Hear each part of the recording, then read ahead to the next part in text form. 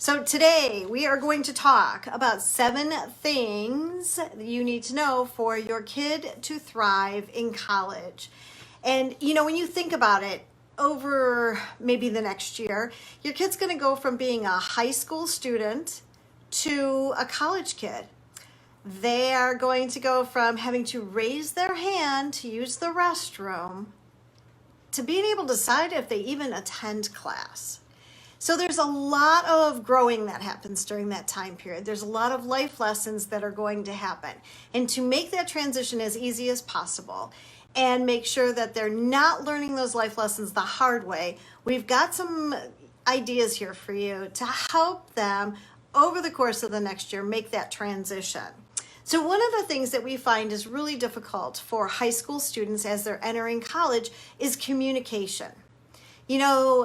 A lot of their communication is texting, TikTok, Snapchat, very short, tiny little pieces of information at a time. And they may not feel comfortable going up and talking to a professor, for instance. They may not feel comfortable asking for help. And I think that they really misunderstand. A lot of times in high school, it's thought that if you're the person raising your hand to ask a question, well, gosh, you didn't get it. Everyone else got it. And so they're hesitant. And what they really need to understand is that college is about learning. It's not about learning to take a test. It's about learning. And they need to understand that in the spirit of learning, curiosity, being inquisitive, asking questions to gain better understanding is appreciated by professors. They want kids who want to know more. They like to teach kids who are, genuinely interested in the subject matter. So in high school, where it's kind of looked as a negative by your peers, in college, it's not. In college, students start to understand that they're going to get a lot more out of it if they ask questions. They're also going to be able to build better relationships with their professors, who they may need for recommendations down the road.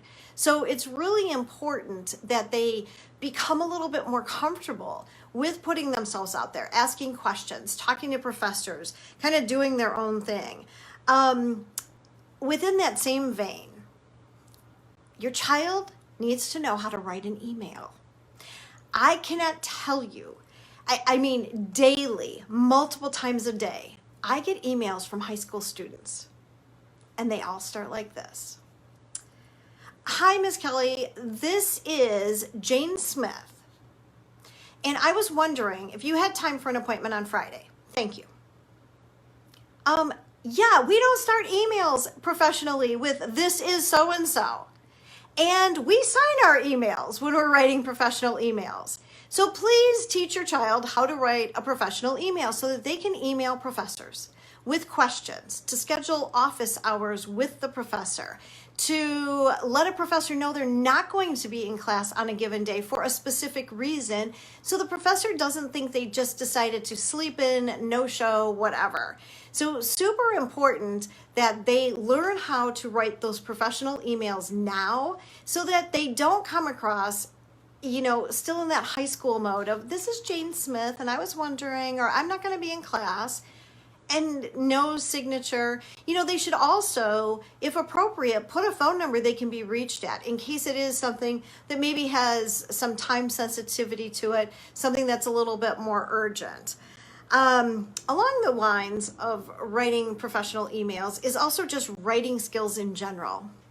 I think we as parents assume that if our child is doing well in their high school English class, maybe they're taking AP English, they're getting A's, we assume they know how to write well enough to get A's in college. And that's not always the case. And I'll give you an example. My son went to college as a biology major. And he was not the best writer, but he was an outstanding science student, just outstanding. And his first biology class in college, he had to do a lab report. Now, it's all based on data, right? Do the lab correctly, get the results, report the results. And he had points taken off left and right for not capitalizing something, not having in a complete sentence the results. And he had never been prepared for that in high school. And he went to a decent high school, but his science teachers, his biology teacher in high school was only concerned about results. In college, they wanted to make sure that you were going to be ready if you were publishing a professional scientific article, that it was going to be done properly. So, these are little things that can make a big difference in how well that transition into college, is handled. So prepare your child. Let them know that the expectations will be different. An A in a high school class does not mean you are 100% prepared. They're going to throw more things at you so that you're making that transition, not just from high school, but into the professional world through college. When it comes to writing, every college has a writing resource center. And I can't stress how important it is to encourage your children to go to that writing resource center. They want to find out from other people who have taken these classes, what does it take to get an A with this professor? Why not find that out from someone else, giving you that knowledge firsthand from their experience instead of having to learn it on your own? Let them review your papers. Let them check, not just for grammar and writing structure, but for the content. Are you hitting the mark with all of those things? Super important for high school students to understand. It's so much easier to find out from an upperclassman who's been there, done so well, they were asked to help tutor, and getting that information instead of figuring it out on your own over multiple papers. Another big change for high school students going into college is having presentation skills, being able to do presentations. Often in high school, they may, over the course of all 4 years, they may do 3 or 4 presentations. In high school, it's often all about know everything you can about this subject and present it all to me. Now, in college, it's different.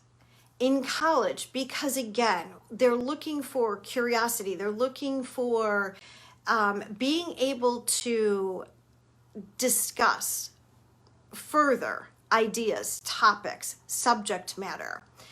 It's important to know 99% of all the information about a topic.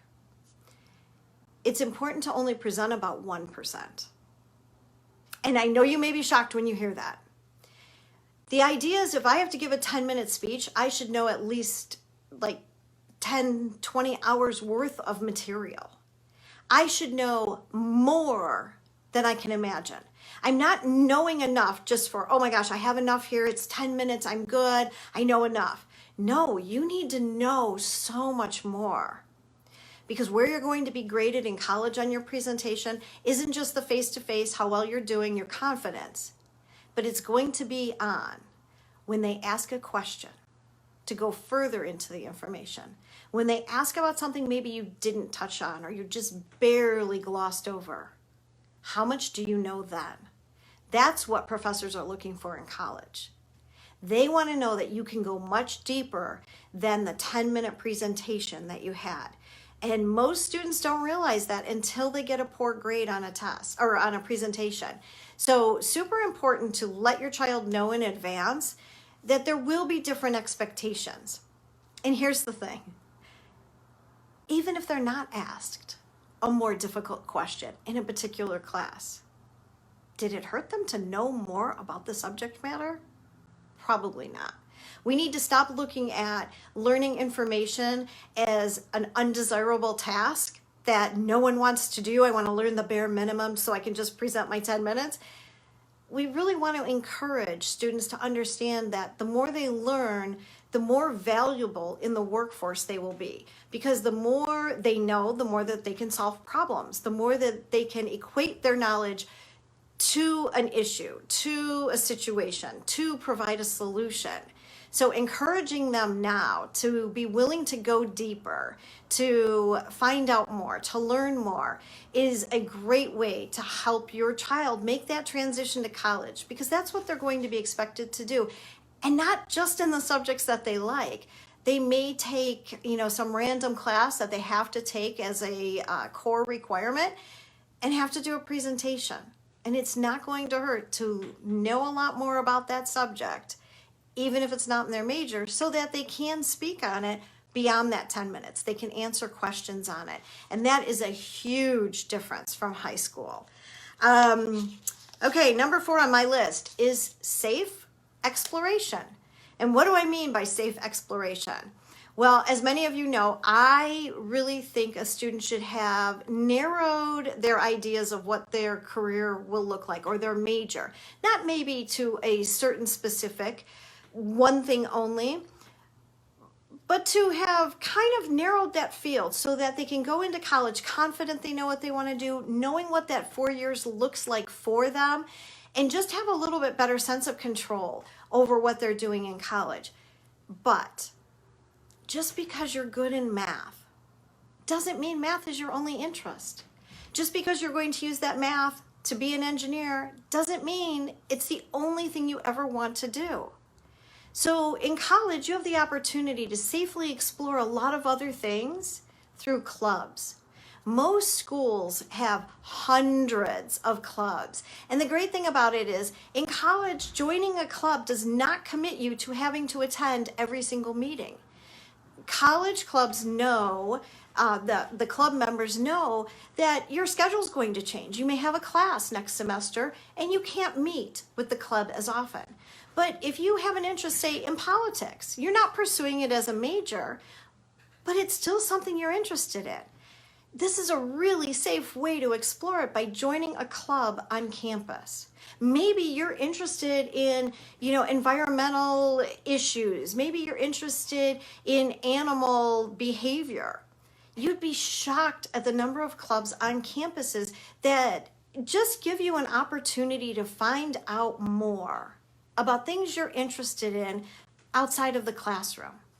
And these are the things that are going to make you that much more well-rounded when you go into the workforce and you start talking to all sorts of other people, much older people, people with different experiences. You won't just be the math person who only did math in college and great, you can be a fabulous engineer, but not able to talk to anyone else.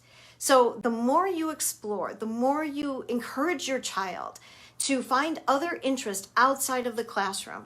Encourage your child to really dabble in things. This is a great way to do it.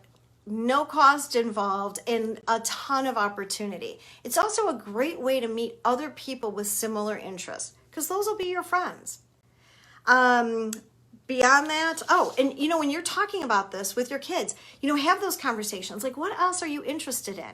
It's shocking to me when we sit down with students a lot of times and you ask them, what else are you interested in? Like, outside of your career field, what else?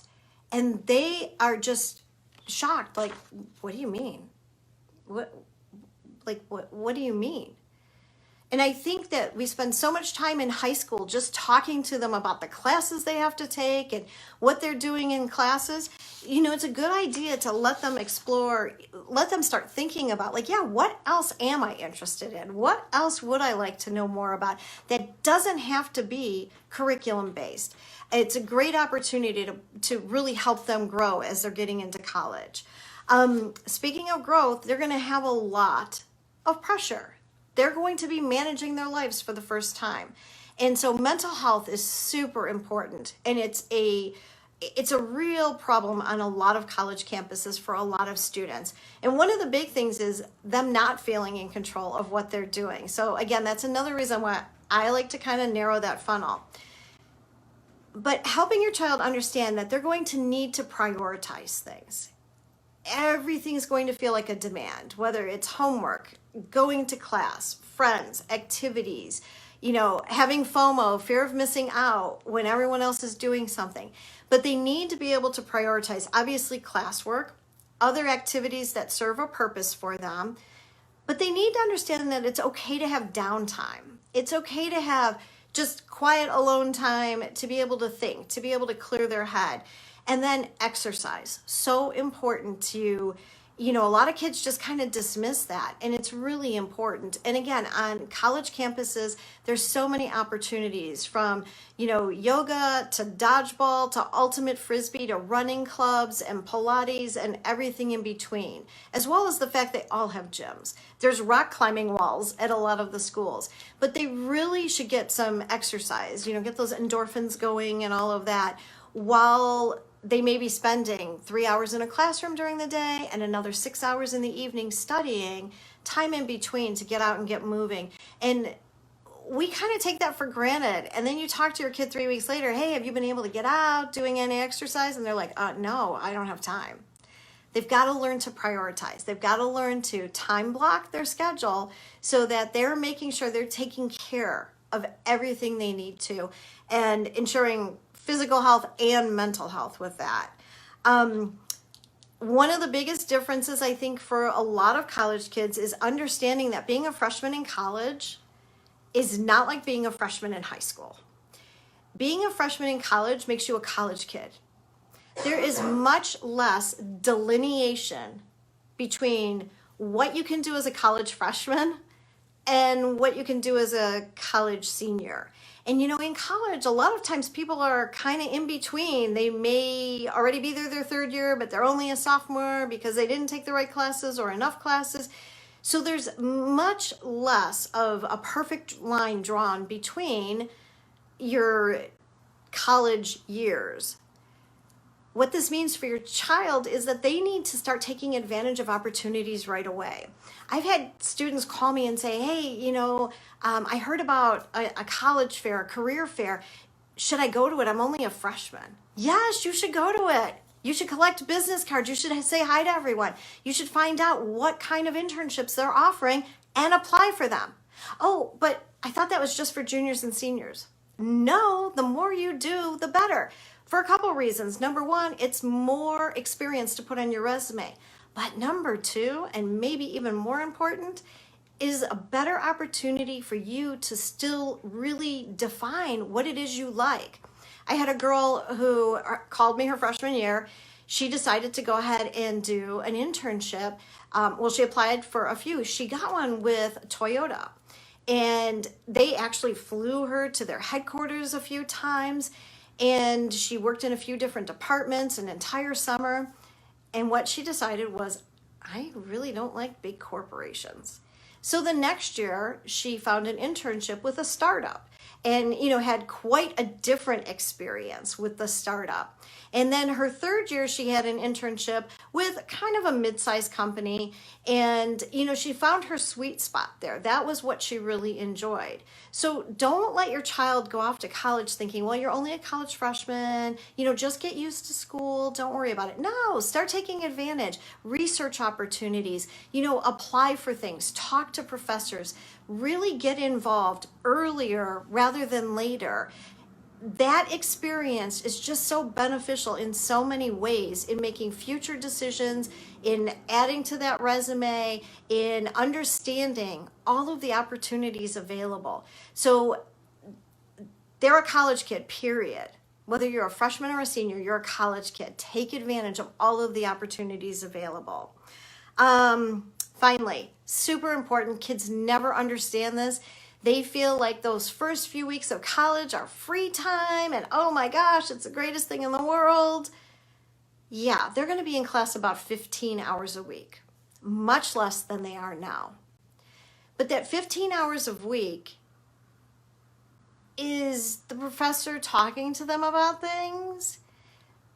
You're really going to need about 22 and a half hours a week of studying on your own, of learning on your own, of figuring it out on your own what you need to do. And they really need to schedule that in. There's going to be much fewer assignments and, this has to be turned in by tomorrow, that type of homework. Instead, it may be a paper due in 3 weeks. And the system a lot of high school students use today is, if I've got a paper due in 3 weeks, I'm going to think about that in 2.5.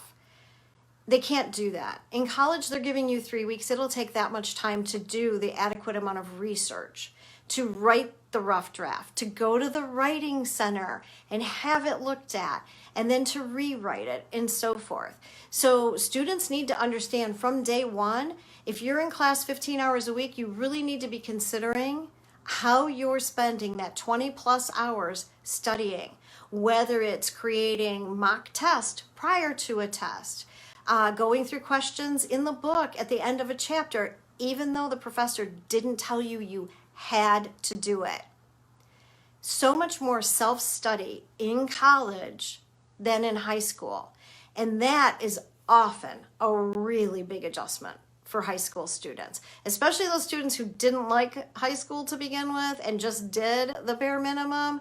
They've really got to change their focus and understand that it's their responsibility. They're going to take control. They wanted control, now they have all that control, and they really have to make good use of it. Ultimately, this is all about them learning to manage their life while they still do have some guidance, assistance, and so forth, and people to fall back on. You know, when they're trying to manage all of this, it can sometimes be overwhelming, or they can just let things fall through the cracks. And, you know, I've mentioned going to the writing center. I'm a huge proponent of every student should be visiting the tutoring center or resource center their second week of college. By then, they should kind of have a sense for which class will be the most difficult. They may not be having an issue yet. There may be nothing that they need help with at that moment. They just know this is going to be a challenging class. And they should go in there and talk to someone who's already had the class. Hey, what was the best way to study for this? What did you find them testing on so that I can be better prepared for those tests? All of that helps to make the experience so much better and their transition that much less painful, because they're able to get that information without having to figure it out on their own. I often tell high school students, because again, they have this perception that, oh my gosh, if I have to get a tutor, it means I'm not smart enough. And I just totally disagree with that. I feel like the kids who do really well in college have had tutoring at some point in time. They realize the benefit of it. But let's think about it in way bigger terms. LeBron James has a coach. Olympian Katie Najat, gold medalist, has a coach. Tom Brady has multiple coaches. Tom Brady has his entire life coached out by someone for him. And the number one female tennis player in the world, Ashley Barty, she's got a coach, Craig Tyser. These people are awesome. They know everything about their sport, and they still have coaches. Your kid's still learning about what they're learning. And to have a coach, a tutor, someone to assist them, they need to kind of shift their thinking to that aspect. It's just going to help them be better. It's not a sign of weakness. It's not a sign of not knowing or, you know, being less than someone else. It's a sign of being smarter because you're taking advantage of the resources. So those are the 7 things I think every parent should be telling their kids right now, kind of planting that seed, changing their mindset. It's a big change to go from high school to college and to be super successful from the beginning and not have to kind of, you know, crawl back up after a bad grade or, you know, a botched semester. A lot easier to start out on the right track from the beginning if we just do a little bit of mindset shifting in between. So hopefully you found that helpful. If you're watching this live, put #live in the comments down below so we can see how many people we're getting live at this time of day. If you are watching this as a replay, put #replay so we know it's getting seen. And if you would like to schedule a 15-minute no-cost consultation because you have some questions on helping your child through this high school process, making that transition to college, put, oh my gosh, and I can't even remember what I put in there, but #yes in the comments below. #yes, and we'll reach out to you with a link so you can schedule a free consultation. So hopefully you find this helpful, and I will talk to you all soon.